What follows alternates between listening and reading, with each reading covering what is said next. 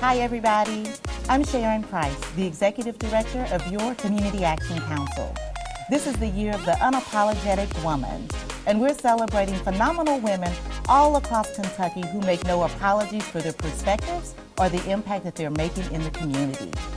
Today, we're celebrating the fascinating Cierra Spaulding. Cierra is a certified spiritual life coach, an educator, a creative designer.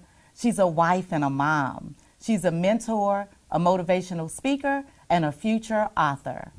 Cierra is unapologetically helping women and girls clarify their authentic identities and their purpose.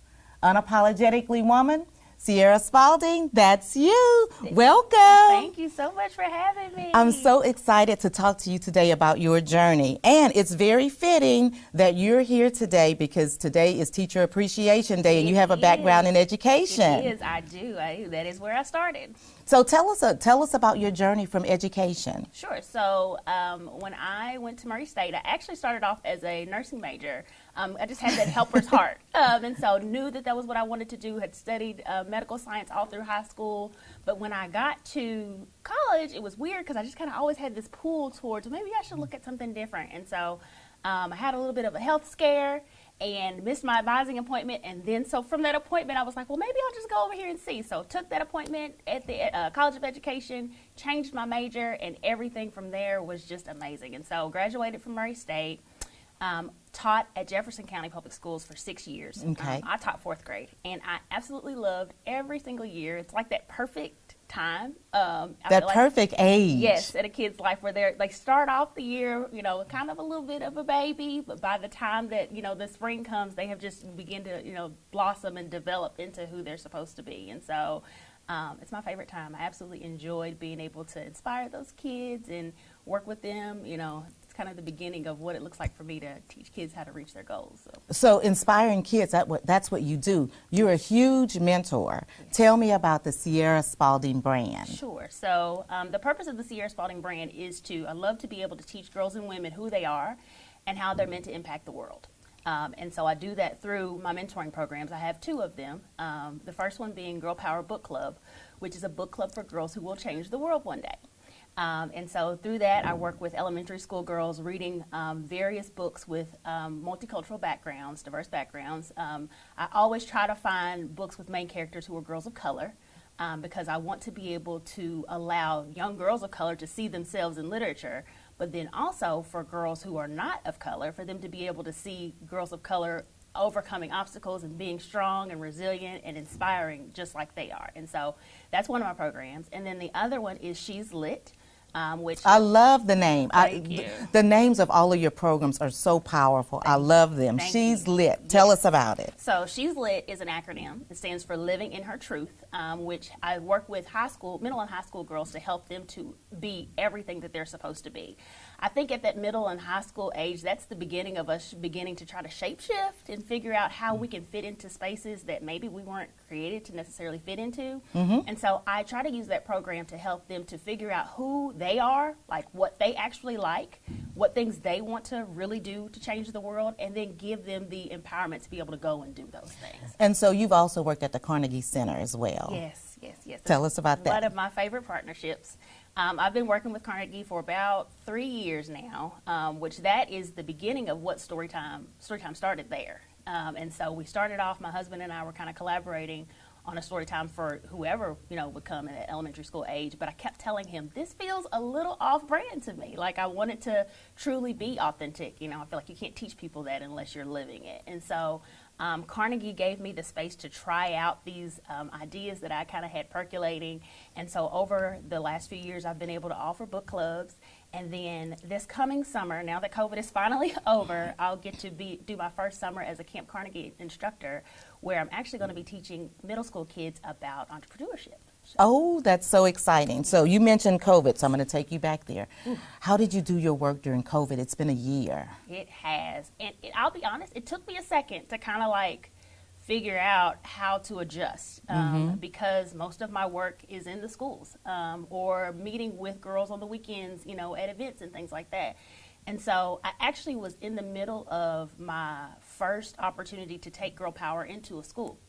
And so that, you know, I think we made it through 4 Change to 6 of sessions. plans. Yeah, and it was like, but my baby.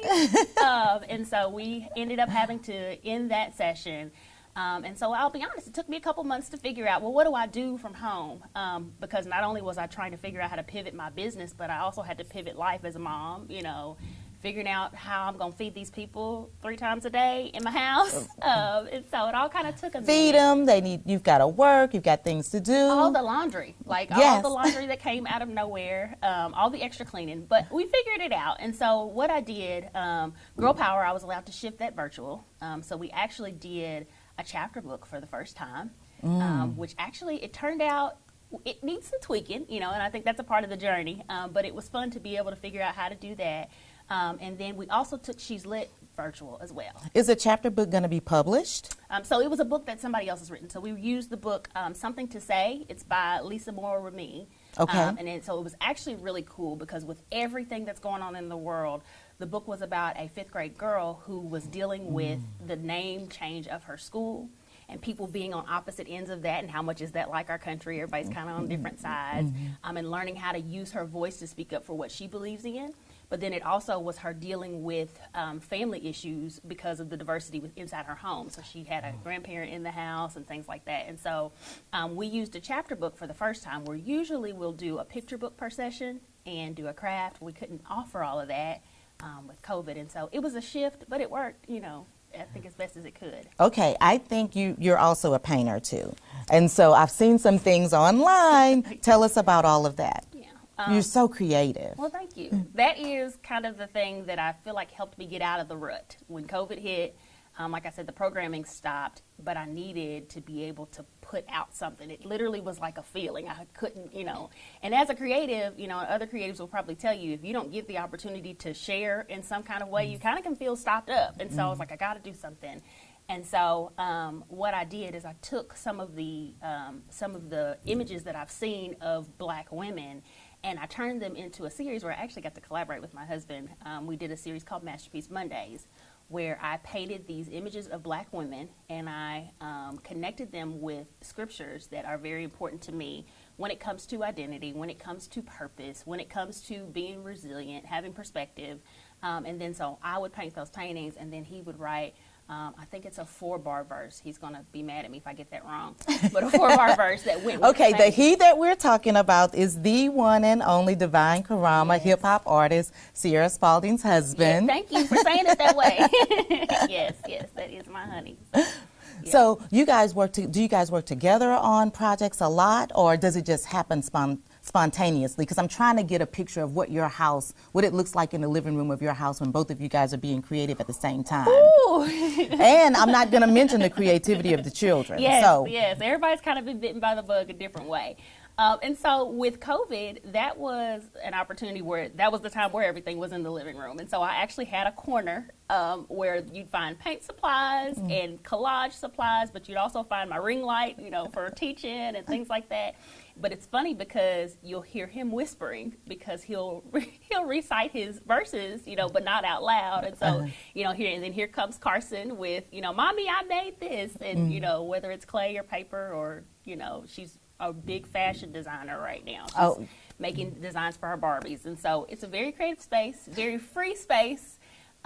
Probably would give some people anxiety with all the materials and things that lay around, but we actually have been able to change things up in the last few months. And so with everything opening back up, we all kind of have our little niche again where it's not all over. Everybody's finding their own space again. Yes. Okay, but that's not all you do. You're a motivational speaker.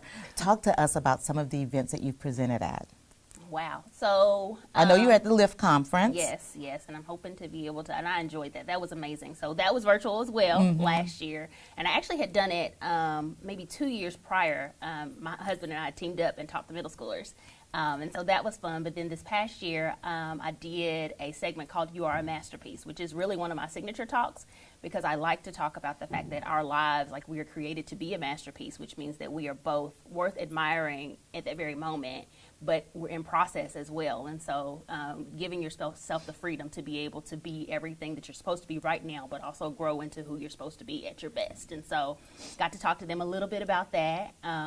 With Hobie, I went to speak to them maybe a couple of years ago, right before COVID again. Everything is before COVID, right? Pre-COVID, yes. Everything will be pre and post COVID. That's right. That's okay. Right. And so I taught them a concept that I also have called Be Bright, which is another acronym. I love acronyms.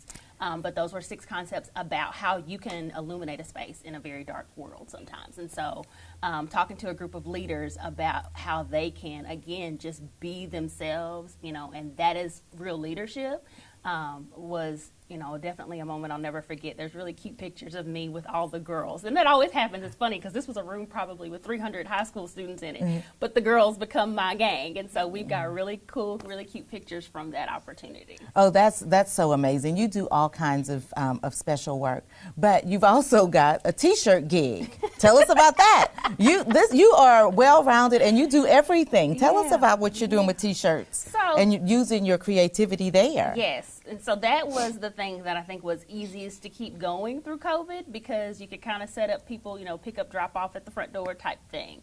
And so I've been making T-shirts for a little over 2 years.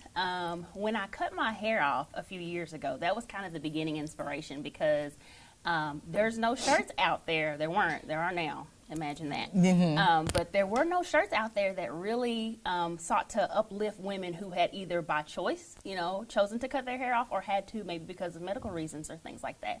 And so I did my bald head brown girl T-shirt line, which had different sayings on it, but all of them were kind of connected to a picture of a brown head, a brown skinned bald girl, or girl with a fade, or so I had Faded and Fabulous, and I had the Bald and the Beautiful, and I had my favorite and the best selling one was My Crown Fits Better on My Bald Head.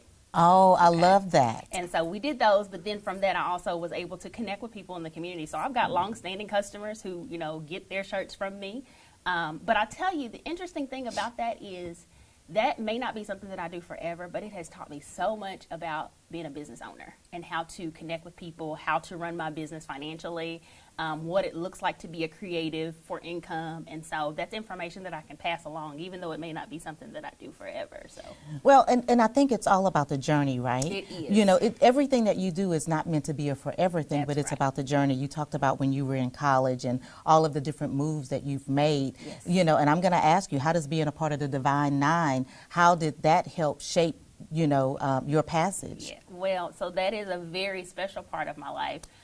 Because that was something that was taught to me by my grandmother. She actually just passed away a few months ago. But as growing up, I remember being in her office, and at her office at the school, she was a teacher as well. She was an educator, an assistant principal, and she always had paraphernalia in her office. And so that was, that created space for us to have conversations about what it meant to be a lady of Alpha Kappa Alpha. And so when time came in college, of course, there was no other way to go. And so, now wait just one moment. No, here. there was no now, other way me to stop. go. Don't make the interview stop. But go ahead. It's your day today. In my family, there was no other way to Got go. it. Yes. And so I did. I crossed at Murray State, the Zeta Zeta chapter in 2005. And so from there, that was towards the end of my undergrad career. So I did about a year of, service there with my sisters. And then I actually, life has been so, like you talk about all the things that I'm doing, this is the first year that I actually was able to reactivate. And so I'm really excited to be reconnected with the Beta Gamma Omega chapter here. Congratulations. Thank you. Congratulations. And so trying to find my little spot in that, because our organization is pretty large. And so trying to figure out how I can continue to connect and collaborate with them and, make an impact is huge. Well, that service it's growth. It That's grows. right. Every part of you, I think, is what you take with you along the way. That's right. And so one of the things that I think that you're also taking along the way with you is being an athlete. I've heard that you were a track star in high school. I told you that. And that you were a college cheerleader. So how did all of those things impact your journey? All the things. Well, So cheerleading, I actually started cheerleading in high school, and I don't like to, it's funny, but I actually played basketball in middle school, and it may not have been my strong suit. Which meant that I probably spent way more time at the end of the bench than I'd like to admit. But from there, there are lessons learned on that bench. Which was that, hey, I might be a really good cheerleader. And so I tried out my freshman year of high school. It was a natural talent for me, and it allowed me to use my gift of encouraging and empowering people, you know. And so it's funny because I didn't realize that until recently what part that played in my life. So I cheered all through high school, and then when I got to college, the choice was either run track or cheer. And so as I mentioned, that medical issue that I had to have my appendix taken out, so nothing major except it was. But I missed the opportunity to walk on the track team, but not the opportunity to try out for cheerleading. And so I cheered for a couple of years at Murray State. It was the time in my life where I was in the best shape of my life. Because we've all had better days. Whew, but being a college athlete, it is a different kind of determination. Right. To have to be able to work out like that. And so, but I loved it. I enjoyed being able to, it gave me access to meeting new people, which is one of my favorite things about being a part of a community. Yes. And so, I still have friends from cheering to this day. So that's what it's all. That networking is such a huge piece of being able to do the work that you do, because I don't think that anybody in the community can do their work by themselves. That's true. I don't think that you'll be able to make the impact that you're looking for. That's true. That's so, true. To women and young girls, I'm going to give you the last word. What would you tell somebody who's trying to find their way? If I had to give one piece of advice, I think it would be to really pay attention and look bigger than where you are in the immediate moment. I think perspective is one of the most powerful tools that we are given, because when we can look bigger than our immediate circumstances, we can see that even the hardest situations or circumstances we may be facing at a moment are not necessarily the end, and even those hard things are meant to develop us and grow us into who we're supposed to be for our future. And so just take a step back, take a breath, look around and see what's going on around you, and then kind of reassess before you take your next steps forward. So if someone wanted to reach out to you, how can they get in touch with you? So you could visit my website, CierraSpaulding.com. There's all kinds of random forms there where you can hop in there and send me a message, or they can reach out to me via email at info@CierraSpaulding.com. Cierra, thank you so much for joining us today. It has been my pleasure to be with you. Thank you. I appreciate you. Thank you so much for having me. Absolutely. Continue to tune in as we continue to celebrate phenomenal women all across Kentucky, just like Cierra Spaulding, who are doing amazing things and impacting the community. We'll see you next time.